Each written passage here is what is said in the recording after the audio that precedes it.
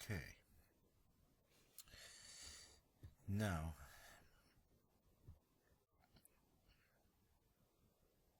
we're recording this broadcast. Okay. And I came on earlier to, actually I've come on a couple times to do this broadcast, and my app wouldn't work, and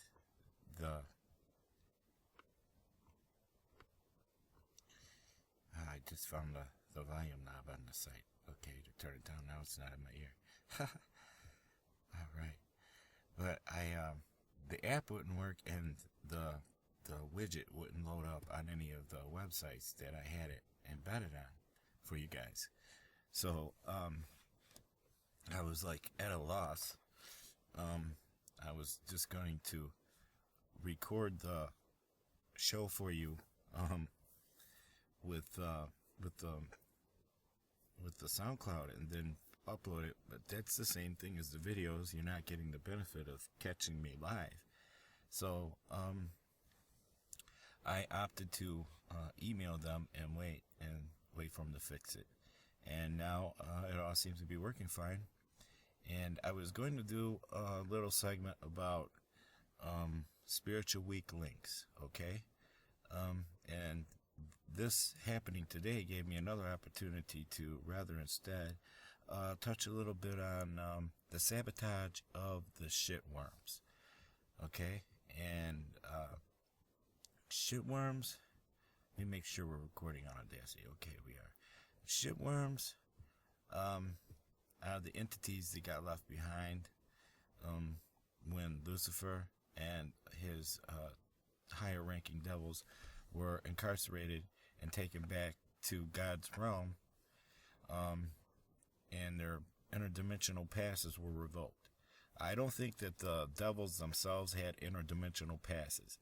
I do know that Lucifer did, because we have that reference in the beginning of Job, okay, that tells us that he could go between God's realm and earth. Pardon me a moment. Okay, so these shitworms, I think that they may have been the reason. They're spirits, but they're like low-ranking spirits. They're not on the level of humans, and they're not even on the level of interdimensional entities, angels and devils. Okay, so they're lower level. They love to sabotage. And this may be one of the reasons why everything had to happen that brought things to Earth, to the spirit scan, to contain it. It's like a bad infection, and if you have it in God's realm running loose, running rampant, it can't be contained. But if you put it in a contained situation, then you can monitor them. You can see how much damage they're doing, and you can deal with them on that level. And we see that when Lucifer and the angels got cast to earth, originally, that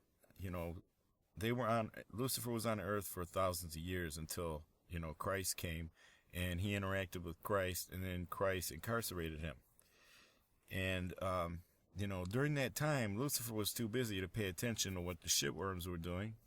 And they were busy sabotaging him and God and Christ, okay? And that's why we have so many historical references from before, Lucifer was incarcerated, that they associate him to things that he was not associated to.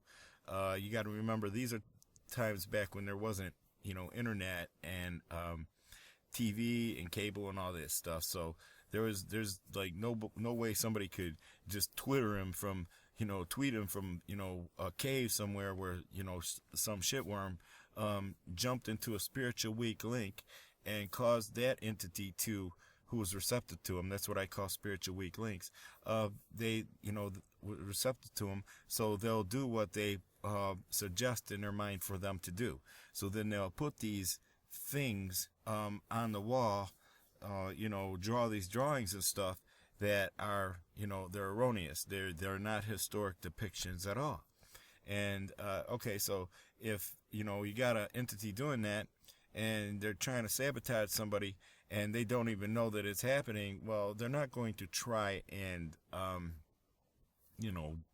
discredit it. You see, so Lucifer, wasn't concerned with them. He had his own agenda. He was all about trying to father Christ, get into the lineage of God on a higher level by impregnating, and diluting every race. The races that were created before God took his seventh day break, and then the Adamic race. That explains what happened between him and Eve in the Garden of Eden. How he beguiled her. He tried to spawn, dilute the chosen race through which Christ would come. And that's why, Cain and Abel are the first non-paternal twins on record, historical record. And Cain was his kid, and he was the first murderer. He murdered Abel. Until that time, there was no consciousness of sin. So there was no evil shit happening, in the other races, before that, except for maybe a little sexual perversion. All right, which is actually nothing when you look at the world now and the evil that's happening. And there's torture and rape and murder and people refusing to get educations and jobs that are just they're out there like headhunters hunting people. That's what they do for a living. They hunt people and they kill them and steal their shit. It's like that's all out there now. It's just as it was predicted. This is the most dangerous, the worst generation of all, and this is the climax of the influence of the shitworms right here. It climaxes, to where, okay, the world's just a horrible place. It's dangerous for anything pretty, for anything innocent.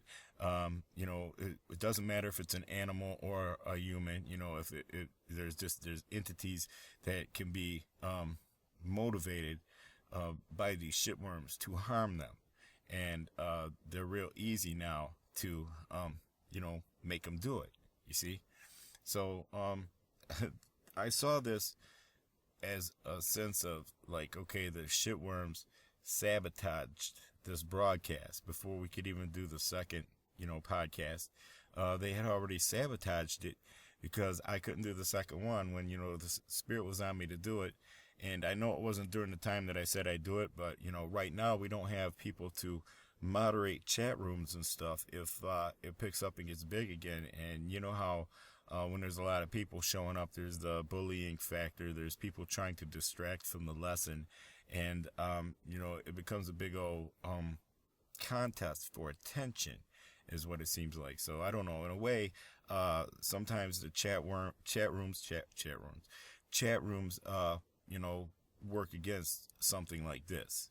All right. Because this is not necessarily interactive in the sense that, I'm trying to interact with the spirit and, convey something from that, and to try and dilute it with interacting, with a whole bunch of people at the same time, and personally, each person, respond to them. And then when there's 1,000 people, okay, well, you can see how it could draw on all night and people start getting pissed off because they're waiting a long time to get their attention.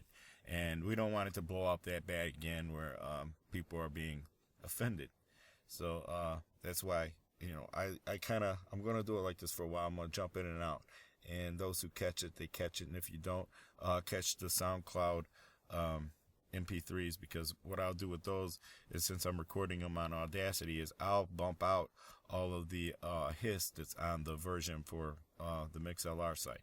Okay. All right. So, I'll come back and we'll talk about, more about the shitworms and stuff. I want to try doing a broadcast of my playlist to see how that works too. But for now, I'm going to go ahead and get with making this broadcast available on SoundCloud. Okay, all right. Do it later on.